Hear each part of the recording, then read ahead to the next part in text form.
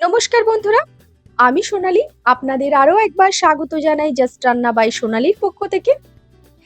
এই গরমে কোনো রকম সবজিরই আর সেইভাবে স্বাদ আসে না, তাই আমি আপনাদের সাথে গরমে খাওয়ার জন্য একটা আইডিয়াল রেসিপি শেয়ার করব। এই রেসিপিটা বাড়ির কয়েকটা উপকরণ দিয়েই খুব সহজভাবে তৈরি হয়ে যায়। গরমের দিনে এই রেসিপিটি তৈরি করে খেলে আপনার পেটও যেমন ঠান্ডা থাকে, তার সাথে সাথে আপনার মনটাও ভালো হয়ে যায়। তাহলে চলুন আর দেরি না করে আমার আজকের এই কারি পকোড়ার রেসিপিটি দেখে নিন।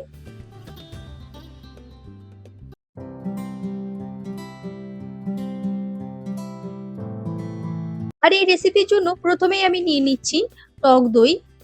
আমি এখানে বাড়ির তৈরি করা 300 গ্রাম মতো টক দই ব্যবহার করলাম। আপনারা দোকানের কেনা যে কোনো টক দই ব্যবহার করতে পারেন। তার সাথে এখানে অ্যাড করে দিচ্ছি 1 টেবিল চামচ বেসন। এর সাথে এখানে অ্যাড করে দিচ্ছি হাফ টেবিল চামচ হলুদ গুঁড়ো, হাফ টেবিল চামচ জিরে গুঁড়ো, হাফ টেবিল চামচ ধনে গুঁড়ো, তার সাথে দিয়ে দিচ্ছি হাফ টেবিল চামচ লঙ্কার গুঁড়ো। এরপর এই গ্রাইন্ডিং জারের ঢাকনাটা লাগিয়ে আমি সবকিছুকে একটুখানি ব্লেন্ড করে নেব। আপনারা চাইলে একটা বোলের মধ্যে সবকিছুকে নিয়ে তারপর হাত দিয়েও খুব ভালোভাবে ফেটিয়ে নিতে পারেন, তবে গ্রাইন্ডিং জারের মধ্যে সবকিছুকে দিয়ে একটুখানি ব্লেন্ড করে নিলেই কাজটা অনেকটা সহজ এবং তাড়াতাড়ি হয়ে যায়। এই দেখুন আমি এখানে একটুখানি ব্লেন্ড করে নিলাম, সবকিছুই খুব সুন্দরভাবে মিক্স হয়ে গেছে। এরপর আমি যে কাপের মধ্যে দই ব্যবহার করেছিলাম সেই সেম কাপের মধ্যে আমি এখানে দিয়ে দিচ্ছি 3 কাপ মতো জল। এই দইয়ের ঘোলটাকে কিন্তু বেশ অনেকক্ষণ ধরে ফোটাতে হবে, তাই এটাকে যতটা সম্ভব পাতলা করে নিতে হবে। তাই আমি এখানে প্রথমেই 3 কাপ মতো জল অ্যাড করে দিলাম। পরে যদি মনে হয় আরো জলের দরকার তাহলে সেখানে আমি আবারও জল অ্যাড করে দেব। তাহলে চলুন কারি বানানোর নেক্সট স্টেপটা করে নেওয়া যাক। এর জন্য আমি এখানে একটা প্যানকে গরম করে নিয়ে এই প্যানের মধ্যে দিয়ে দিচ্ছি 1 টেবিল চামচ মতো সর্ষের তেল। আর এখানে তেলটা গরম হয়ে গেলেই এই তেলের মধ্যে দিয়ে দিচ্ছি 1/4 টিস্পুন গোটা সর্ষে। তার সাথে এখানে দিয়ে দিচ্ছি প্রায় হাফ চা চামচের মতো আদার পেস্ট। এরপর আদাটাকে একটুখানি ফ্রাই করে নিয়ে এর মধ্যে দিয়ে দিচ্ছি একটুখানি লঙ্কা কুচি। এখানে ঝালটা আপনারা যতটা পছন্দ করবেন সেই হিসেবে লঙ্কাটা ব্যবহার করবেন। আমি এখানে 3টে লঙ্কা ব্যবহার করেছি। এরপরে আদা ও কাঁচা লঙ্কাটাকে অল্প একটুখানি ফ্রাই করে নিচ্ছি। আর এখানে আদা কাঁচা লঙ্কার কাঁচা গন্ধটা চলে গেলে তৈরি করে রাখা দইয়ের মিশ্রণটা অ্যাড করে দিচ্ছি। আমি এই গ্রাইন্ডিং জারের মধ্যে আরো 1 কাপ মতো জল অ্যাড করে সেটাও এখানে দিয়ে দিলাম। এরপর গ্যাসের ফ্লেমটাকে হাই রেখে স্প্যাচুলা দিয়ে বা একটা হাতা দিয়ে এইভাবে কন্টিনিউয়াসলি চালাতে থাকতে হবে, না হলে কিন্তু দইটা কেটে যাওয়ার সম্ভাবনা থাকে। এটা ততক্ষণ পর্যন্ত চালাতে হবে যতক্ষণ পর্যন্ত না এটা বয়েল হতে স্টার্ট হয়ে যাচ্ছে। এই দেখুন এখানে ভালোভাবে বয়েলিং আসা স্টার্ট হয়ে গেছে।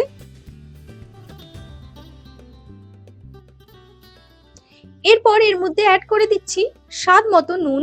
আর নুনটাকে এখানে খুব ভালোভাবে মিক্স করে নিয়ে একেবারে লো ফ্লেমে প্রায় 25 মিনিটের মতো এটাকে বয়েল হতে দেব।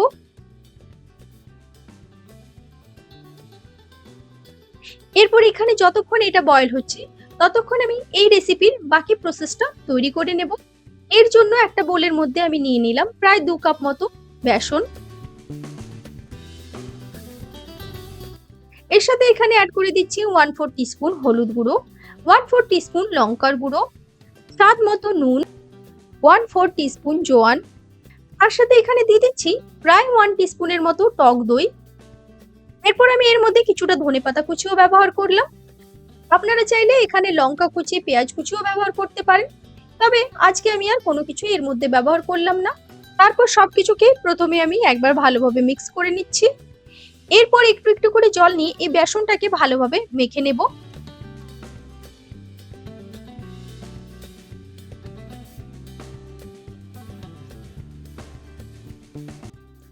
এই দেখুন প্রায় আমার অনেকটাই এখানে বেসনটা মাখা হয়ে গেছে, তবে আমাকে আরো খুব ভালোভাবে এই বেসনটাকে মেখে নিতে হবে। চলুন আমি আরো একটু সময় নিয়ে বেসনটাকে মেখে নিচ্ছি। এই দেখুন আমি এখানে বেসনটাকে মেখে নিয়েছি। আর এই বেসনটা ভালোভাবে মাখা হয়েছে কিনা সেটা আমি অবশ্যই দেখাবো। এখানে কিন্তু বেসনটাকে খুবই ভালোভাবে মেখে নিতে হবে, না হলে কিন্তু এই রেসিপি একদম ভালো লাগবে না। এর জন্য আমি এখানে একটা ছোট্ট বাটির মধ্যে নিয়ে নিয়েছি কিছু পরিমাণ জল। এরপর অল্প একটুখানি বেসনের গোলা এর মধ্যে দিয়ে দিচ্ছি। দেখুন সাথে সাথে কেমন বেসনের গোলাটা উপর দিকে ভেসে উঠেছে, তার মানে আমার বেসনটা খুবই ভালোভাবে মাখানো হয়েছে। এখানে বেসনটা ভালোভাবে ফেটানো না হলে বেসনটা তলাতে গিয়ে বসে যেত, আর ভালোভাবে ফেটানো হয়েছে বলেই বেসনটা উপরের দিকে ভেসে উঠেছে। এইভাবেই আপনারা পরীক্ষা করে দেখবেন। এখানে বেসনটা যদি ভালোভাবে মাখা না হয় তাহলে কিন্তু এর পকোড়াগুলো একদম সফট হবে না এবং খেতে মোটেও ভালো লাগবে না। এরপর এখানে পকোড়াগুলোকে ফ্রাই করার জন্য দিয়ে দিলাম পরিমাণ মতো সরষের তেল। আর তেলটা গরম হয়ে গেলেই আমি এখানে কড়াইয়ের মধ্যে পকোড়াগুলো একে একে দিয়ে দেব এবং তারপর পকোড়াগুলোকে ভালোভাবে ফ্রাই করে নেব। তারপর যখন এক সাইডটা পকোড়ার ভালোভাবে ফ্রাই হয়ে যাবে তখন আমি পকোড়া বা বড়ার অন্য সাইডটা পাল্টে দেব।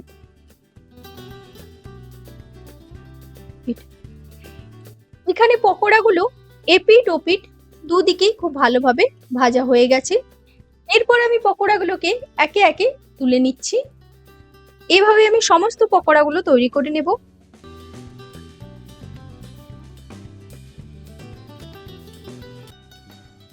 এখানে দেখুন কারিটাও প্রায় অনেকটা ঘন হয়ে এসছে, অনেকটা কম হয়ে এসছে।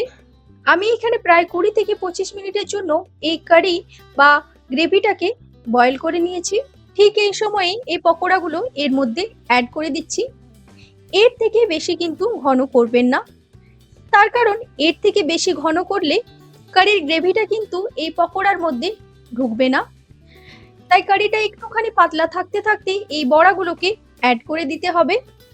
আর এখানে পকোড়াগুলো অ্যাড করার পর আবারও আমি 5 থেকে 7 মিনিটের জন্য ভালোভাবে বয়েল করে নেব। তাতে এই কারিটা অনেকটাই এই পকোড়াগুলোর মধ্যে ঢুকে যাবে এবং পকোড়াগুলো অনেকটাই সফট হয়ে যাবে। এই দেখুন এখানে খুব ভালোভাবে কারির সাথে পকোড়াগুলো বয়েল করে নিয়েছি।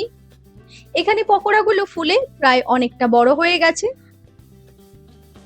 এরপর আমি এখানে গ্যাসের ফ্লেমটা অফ করে দিচ্ছি। তারপর 4 থেকে 5 মিনিটের জন্য এটাকে এইভাবেই আমি ঢেকে রেখে দেব। আর যতক্ষণ এটাকে এইভাবে ঢেকে রেখে দিচ্ছি ততক্ষণে এইদিকে দেখুন গ্যাসের ফ্লেমটাকে অন করে একটা তড়কা প্যানকে আমি বসিয়ে দিয়েছি। তারপর এর মধ্যে অ্যাড করে দিচ্ছি 2 টেবিল চামচ সরষের তেল। সাথে এখানে নিয়ে নিয়েছি 4টে শুকনো লঙ্কা। 2টো শুকনো লঙ্কাকে আমি এইভাবে ভেঙে দিলাম আর 2টো শুকনো লঙ্কা এইভাবে গোটাই দিয়ে দিলাম। তার সাথে এখানে দিয়ে দিচ্ছি প্রায় 1 চা চামচের মতো রসুন কুচি, 1 চা চামচ গোটা জিরে, আর তার সাথে আমি এখানে দিয়ে দিলাম কারি পাতা। আমি এখানে রোস্ট করে রাখা কারি পাতা ইউজ করছি। আপনারা চাইলে ফ্রেশ কারি পাতাও নিয়ে নিতে পারেন। যেহেতু সবসময় ফ্রেশ কারি পাতা অ্যাভেলেবেল থাকে না, তাই আমি এইভাবে রোস্ট করে কারি পাতাগুলো স্টোর করে রাখি। আর সব শেষে আমি এখানে দিয়ে দিচ্ছি কাশ্মীরি লঙ্কার গুঁড়ো। এটা সম্পূর্ণ অপশনাল, শুধুমাত্র কালারটা একটুখানি ভালো আসার জন্যই আমি এটা ব্যবহার করেছি। আপনারা চাইলে নাও দিতে পারেন। এরপর সবকিছুই বেশ ভালোভাবে ফ্রাই হওয়ার পর আমি এখানে গ্যাসের ফ্লেমটাকে অফ করে দিলাম। এরপর তেল সমেত সমস্ত কিছুই এর মধ্যে ঢেলে দিলাম। কারি পকোড়ার সব থেকে ইম্পর্টেন্ট পার্ট হচ্ছে এটা ছাড়া কিন্তু কারি পকোড়ার স্বাদটা একেবারে অপূর্ণ থেকে যাবে, তাই আপনারা অবশ্যই এইটা ফলো করবেন। এরপর গরম গরম ভাতের সাথে এই কারি পকোড়া সার্ভ করার পালা। আপনারা অবশ্যই এই গরমে এই কারি পকোড়ার রেসিপিটি অবশ্যই বানাবেন আর আমাকে অবশ্যই লিখে জানাবেন কেমন লেগেছে আমার আজকের এই রেসিপি। আর আমার আজকের এই রেসিপি যদি ভালো লেগে থাকে তাহলে তো অবশ্যই লাইক, শেয়ার এবং সাবস্ক্রাইব করবেন। আর পাশে থাকা বেল আইকনটি প্রেস করতে কিন্তু একদম ভুলবেন না। ভালো থাকবেন, সুস্থ থাকবেন। আমার আজকের এই ভিডিওটি দেখার জন্য ধন্যবাদ।